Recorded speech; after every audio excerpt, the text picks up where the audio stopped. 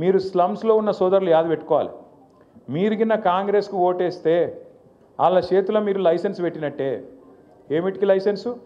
Bulldozer వచ్చి మా ఇల్లు ఊలగొట్టరా అబ్బాయి అని చెప్పి పిలుచుకున్నట్టు. ఆ బయల్ ముజే మారంటారు చూడు, తెలుసా? హైదరాబాద్లో కావాత్ ఉంటుంది, ఆ బయల్ ముజే మారని ఒక లైసెన్స్ ఇచ్చినట్టే లెక్క.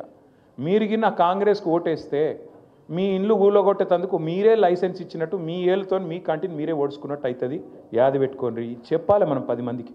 ఎందుకంటే కాంగ్రెస్ వాళ్ళు వచ్చినాక ఒక్క ఇల్లు కట్టిరా హైదరాబాద్లో? కట్టిరా? నాకు తెలియకుండా నన్ను సీక్రెట్ కట్టిరే. ఒక్క ఇల్లు కట్టలేదు, కానీ ఎన్ని ఇల్లు గులగొట్టిరు చూడురు మీరు. ఒక్కసారి ఆ వీడియోలు చూడరు. మూసీలో గులగొట్టిరు, ఏడబడతాడపోయి ఇష్టం వచ్చినట్టు గరీబోళ్ళ ఇల్లు గులగొట్టిరు.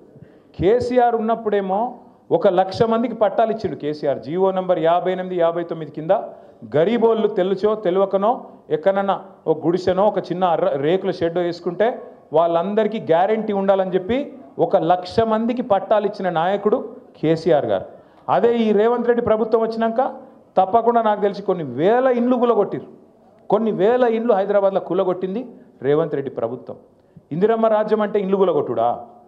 ఇందిరమ్మ రాజ్యం అంటే గరీబోని ఇల్లు లేకుండా చేసి ఆఖరికి వాళ్ళ పిల్లలు ఇంట్లోకి వెళ్ళి వాటర్ బాటిల్ తీసుకుంటాం, బ్యాగు తీసుకుంటాం అంటే కూడా మెడలు పట్టి నూకి అవతల వారేసి తీసుకోలేకున్న అవకాశం లేకుండా చేసి వాళ్ళని నిలగొట్టుడు ఇందిరమ్మ రాజ్యమా? గరీబోళ్ళకు వ్యతిరేకంగా ఉండే ఇందిరమ్మ రాజ్యమా? ఈ మాట మనం చర్చలో పెట్టాలి. మీరు గిన్న పొరపాటున కాంగ్రెస్కి ఓటేస్తే మీ ఇల్లు మీరు గూలగొట్టమని లైసెన్స్ ఇచ్చినట్టే అవుతుంది. మరి మీ ఇష్టం. హైడ్రా వస్తుంది, బుల్డోజర్ వస్తుంది, మీ ఇల్లు గూలగొడుతుంది. ఆ తర్వాత మీరు ఎడవద్దు, మమ్మల్ని అడగద్దు అనే మాట బరాబర్ చెప్పాలి.